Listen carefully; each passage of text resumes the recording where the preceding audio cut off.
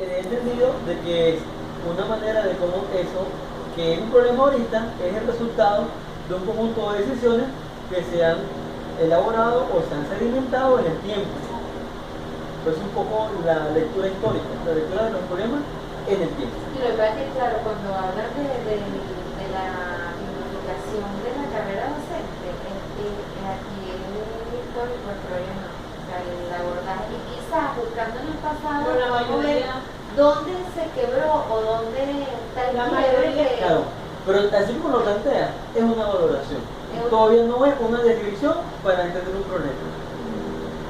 No sé si me quiero... O sea, cuando uno plantea un problema, yo creo que hay que describirlo, no juzgarlo, porque si uno juzga ya está la conclusión evidente. Claro, pero... Y el problema de investigación es que la conclusión no es evidente. Hay que descubrirla. Pues si investigas es muy complicado.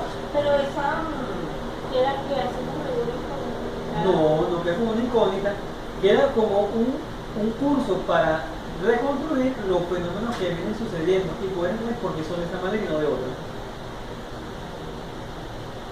Pasa mucho, ya que tenemos el tema de la formación del magisterio. En los países de América Latina hay países, o hay grupos de países que las políticas de formación de ellos tienden a ser más o menos parecidas, de otros que no. Un caso más dramático, por ejemplo, o un caso que puede ser eso de comparación, el caso de México y el caso venezolano. El caso mexicano, siendo un país de tradición socialista desde el año 36 hasta ahorita, hace poco, el peor del PRI, Partido Reformista de Izquierda, era que las decisiones sobre las contrataciones recaían sobre los sindicatos. En el caso venezolano, no. En el caso venezolano, la incorporación a la carrera de docente depende del Ministerio de Educación. Entonces, como países que suscriben el proyecto principal de UNESCO, Educación Universal para Todos, tienen políticas de acceso, estabilidad y egreso del magisterio diferenciados. Y como esas políticas educativas, esas políticas en términos de magisterio, marcan una lógica distinta y puede ser comparable, porque estamos hablando de magisterio y magisterio. La diferencia es que se comporta de manera distinta. No es que uno sea mejor que la otra, sino que tiene que ver con lógica de su realidad histórica también. distinta.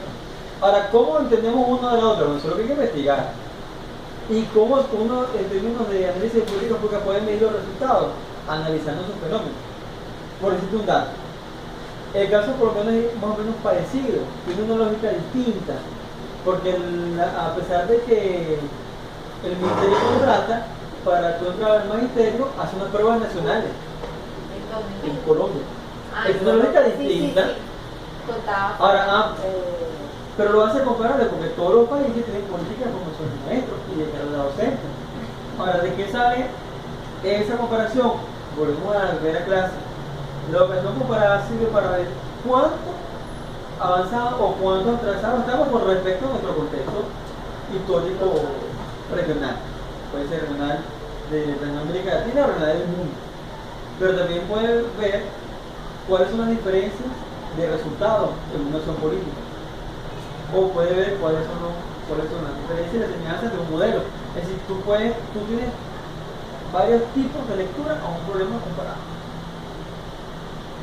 Por lo general a la gente le gusta mucho la lectura entre cuán avanzado o cuán diferenciado está un sistema, o cuán parecido o cuán semejante es. Y eso es un tipo de lectura. Pero bueno, eso lo designa el investigador. Y ya vemos, están grabando. En el caso, ustedes lo vieron, en el caso con la profesora Rosa Mariana, ¿qué está de juego allí? Como los países es un acuerdo mínimo para que se haga un acuerdo mínimo los países se aventajaran. Los que estaban, bueno, se aventajaran igual. Ha habido una competencia que era menos o peor. Es una competencia, un acuerdo internacional por la educación pública. En el caso de la Amazonía igual. Hacer análisis para aventajar a los países que tienen un frente común, que es la Amazonía en ese caso. Es decir, la investigación sirve para eso. La ventaja de los organismos internacionales es que incluso presenta para países con economías más dificultosas proyectos que pueden financiar. Claro, porque sabiendo, conociendo realidades, sabiendo cuáles son los que están aventajados, cuáles no, tú puedes hacer mecanismos que permitan nivelar a los países. ¿Por qué? Porque los países tienen compromisos comunes. Si estamos hablando de sistemas democráticos, como lo que se intentó desarrollar en América Latina, por ejemplo, la OEA es un papel importante en la configuración de políticas educativas. Pero el punto lo va a poner proteger y adelantar las democracias en la región. Y eso solo es como educación. Por eso los proyectos comunes de educación son muy patentes. Pero vamos a Y a una... veces lo cumple, pero cuando lo van a llevar a la práctica. Bueno, porque claro, Era el papel. porque entre la formulación de la política y su materialización hay un conjunto de decisiones que afectan su materialización. Por ejemplo, en el caso No es que la gente tenga mala voluntad, ojo, política pública, no, Lo mismo con el profesor Alirio. sino que hay un conjunto de decisiones que de alguna manera van afectando la operacionalización. Igual pasa con el currículum, igual pasa con la constitución, igual pasa con un montón de decisiones. ¿Qué es lo importante? ¿Qué es lo importante? Que toda política tiene que estar explícitamente formulada y sus objetivos tienen que estar claramente establecidos. ¿Para qué? Para que en su curso de materialización los gestores puedan hacer el correctivo y puedan acercarse al ideal. Pero no es que lo que se formula inmediatamente tiene... No, tiene así baja plan. No, por ejemplo, en el hay un caso conjunto de en el decisiones. caso de los docentes, la COPE habla de que en 1999 quedó el proyecto para un estatuto. Y también tenemos el reglamento de los docentes básicos. Ahí te habla de los concursos, te habla Pero de, claro, de cantidad. Claro, pero la pregunta común, Cuando te como vas la a la pregunta, historia, ves que la historia está llena de muchas normas y poca ejecución. oye, la pregunta es ¿por qué muchas veces los proyectos no se materializan? Uno puede ser porque están poco divulgados, porque no consiguen los intereses de sus gestores, porque los planteamientos son contrarios a la realidad en la cual se insertan. Es decir, hay un punto de cosas que pueden o no A afectar. veces hay demasiado descaro, porque uno, por ejemplo, el reglamento del ejercicio de los profesores, uno lo ve, lo lee en otros países. Pero puede ser que la gente no lo conoce, no es conocerlo, se convierte en un obstáculo mismo. Hay un caso, por ejemplo, de interesantísimo. Ustedes han escuchado del movimiento de la escuela nueva.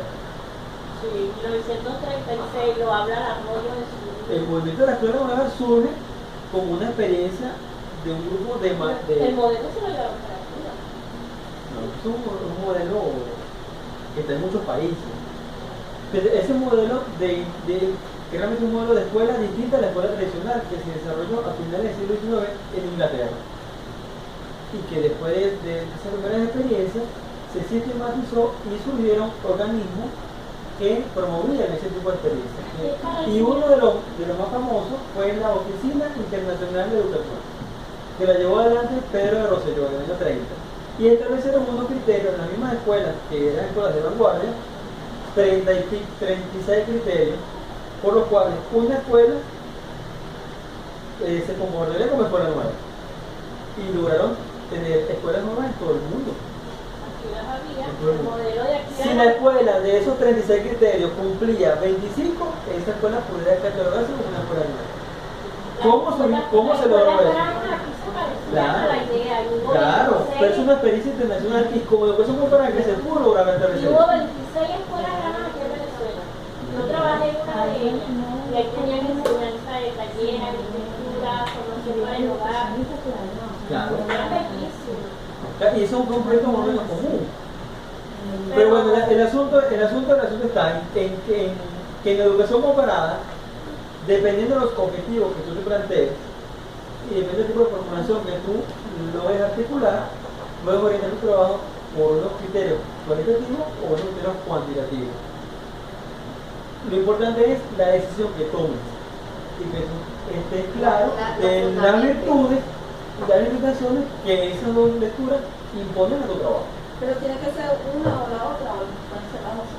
Por eso tú lo podrás conciliar. Claro, tú lo puedes conciliar. No es que siempre te llevan piedra y no puedas tomar decisiones. No, tú puedes articular elementos de investigación propiamente cuantitativa con algunos elementos de poder. Lo importante es que lo asumas explícitamente y digas cuándo pasas de una a otra.